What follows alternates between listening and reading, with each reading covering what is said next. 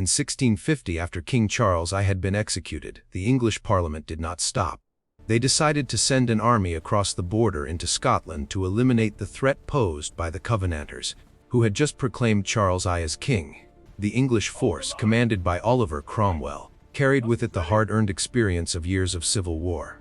Opposing them, the Scottish army under David Leslie adopted a strategy of delay and attrition, exploiting terrain rather than seeking immediate battle.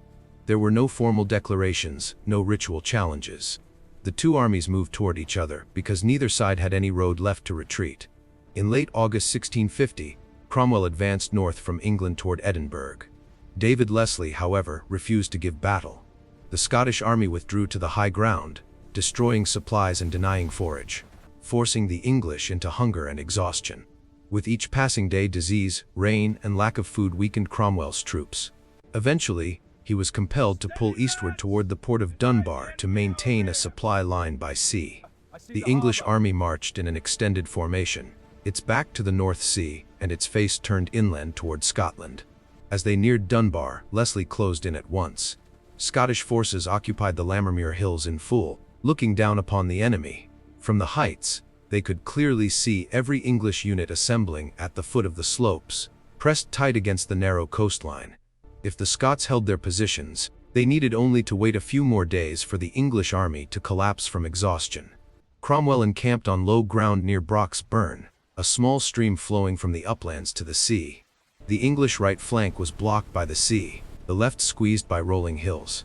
The new model army's infantry formed dense blocks, interspersed with cavalry, but there was no room for broad deployment. The few artillery pieces were drawn close to the shoreline, their fields of fire severely restricted. Above them, Leslie deployed his army in a long line along the hillside. Scottish infantry occupied strong positions, with cavalry held back, ready to charge downhill if the enemy faltered. The advantage of elevation lay entirely with Scotland. Sea winds drove cold rain up the slopes, lashing directly into the English formations below. To the Scottish officers, the battle appeared all but won. If they simply held their ground and did not attack, Cromwell would collapse on his own. On the night of September 2nd, moving into the early hours of the 3rd, both armies could see each other's campfires. The English camp was unusually silent. Cromwell walked the lines, observing each unit with his own eyes. He identified a fatal weakness in the Scottish deployment. Their right wing, though still on high ground, had descended too close to Brock's Burn, creating a slanted, broken formation. If struck quickly, hard, and at the right moment, the English could cross the stream and smash this wing before the rest of the Scottish army could react. Leslie, watching from above, remained convinced that the enemy no longer had the strength to attack. He allowed part of his force to move lower to block escape routes.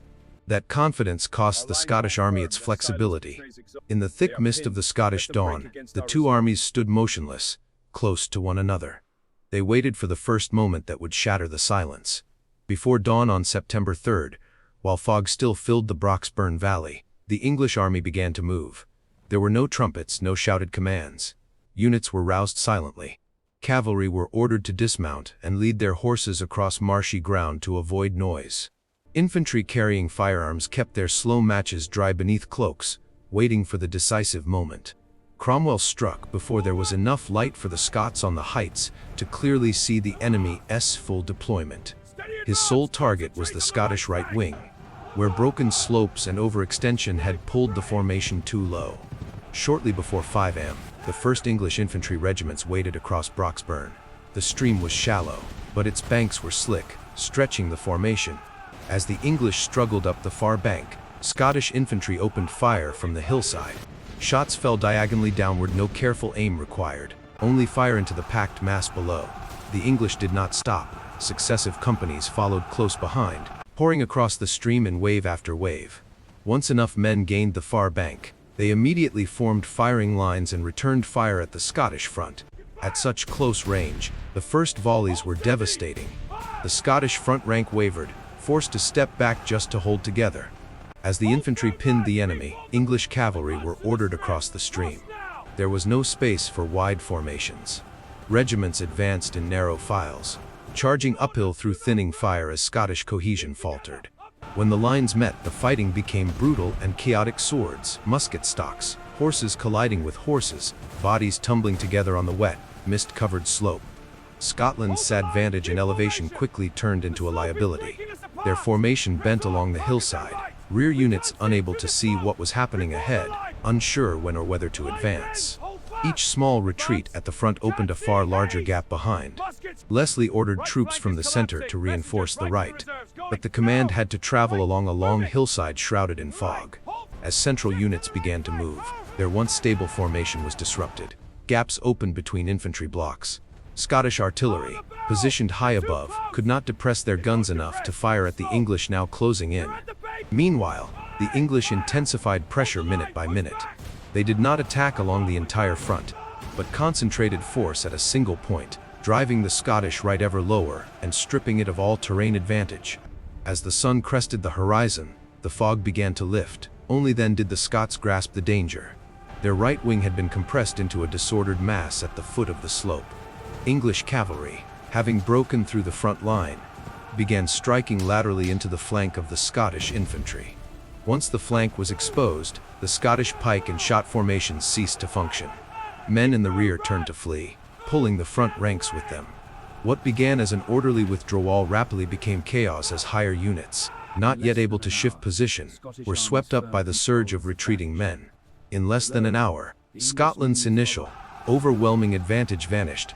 The English seized the initiative and held firm on the hillside they had just taken. From this position, they could see the entire opposing army breaking apart below. Gunfire was continuous. Each close-range volley deepened the panic. Orders from Scottish headquarters were no longer executed in unison. Regiments began fighting in isolation, losing all cohesion. By full daylight, the battlefield lay exposed in cold gray light. The Scottish right wing had lost all shape. Infantry blocks that had once stood firm on the heights were now forced into the low ground near Broxburn, their backs turned toward their own center. Every attempt to reform failed for lack of space. Those in front were pushed backward. Those behind did not know whether to fire or retreat, only feeling the growing pressure from ahead. The English gave them no time. Infantry maintained close distance, firing short, controlled volleys not in perfect unison, but continuously. Cavalry, having breached the front, did not turn back but struck outward, shredding fragments of formation that still tried to stand. In the center, Scottish units moving to support the right suddenly found themselves facing a flood of fugitives pouring down from the slope. Formations that had not yet fought were swallowed by the chaos. Some Scottish cavalry units attempted countercharges downhill, hoping to drive the English back off the slope. But they descended in scattered groups lacking mass. English cavalry met them head-on, held formation, then counterattacked. These clashes were brief, violent, and ended swiftly, always to Scotland's disadvantage. Each failed counterattack further eroded morale. Shouted commands were drowned by gunfire, screams, and the crash of falling horses. Scottish officers lost control of their units. Soldiers began seeking escape rather than holding the line. From the right wing, disorder spread across the entire front. The Scottish center lost contact with the left. Infantry blocks still on the heights realized the line below had collapsed, but did not know whether to hold or retreat. Once they moved, the steep, slick terrain shattered what discipline remained. The English recognized the moment and exploited it immediately. Cavalry were released in successive waves, not charging deep at once but staying close, forcing the enemy to retreat faster. Infantry advanced steadily, holding formation, denying the Scots any chance to stop and reorganize. Scotland's only line of retreat toward Dunbar quickly became a choke point. Units from multiple directions converged on a narrow road. Fallen men were trampled. Weapons were discarded to run faster. Groups attempting to maintain order were smashed apart by the flood of fugitives. English cavalry began full pursuit. There was no longer formation fighting, only scattered killings. Scottish groups were caught and destroyed one by one. Those who stopped to fight were surrounded. Those who ran were struck from behind. By midday, the battle was effectively over. Most of the Scottish army had disintegrated. Thousands were killed or captured during the retreat. The field of Dunbar was littered with bodies, weapons scattered along Broxburn and the surrounding slopes. The English halted and reformed on the very ground they had seized. From a position once pressed against the sea, they had completely reversed the situation in just a few hours, not through numbers, but through precise timing, concentration of force against a single weak point, and denying the enemy even a moment to recover. The Battle of Dunbar did not end with a long siege or negotiations. It ended with the cascading collapse of an army that had seemed certain of victory. When terrain advantage is misused and reactions come too late, the entire battle can turn beyond recovery. Silence returned to the field, broken only by sea wind moving through trampled grass.